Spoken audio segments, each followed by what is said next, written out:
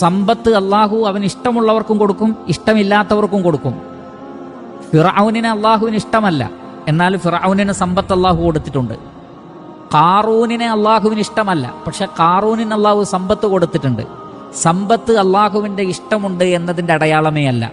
എന്നാൽ ദീന് അള്ളാഹു അവന് ഇഷ്ടപ്പെട്ടവർക്ക് മാത്രമേ കൊടുക്കുകയുള്ളൂ എന്ന് റസൂലുള്ളാഹി സ്വല്ലല്ലാഹു അലൈഹി വസല്ലം. ഒരു വ്യക്തിക്ക് അള്ളാഹു നൽകുന്ന അനുഗ്രഹങ്ങളിൽ വെച്ച് ഏറ്റവും വലിയ അനുഗ്രഹം എന്ന് പറയുന്നത് ഇൽമാണ്, ഹുക്മും ഇൽമുമാണ്, ഖുർആനിലും ഹദീസിലുമുള്ള വിജ്ഞാനമാണ്. അതാണ് ഏറ്റവും വലിയ അനുഗ്രഹം എന്ന് പറയുന്നത്. മൻ യുരിദില്ലാഹു ബിഹി ഖൈറൻ യുഫഖിഹു ഫിദ്ദീൻ.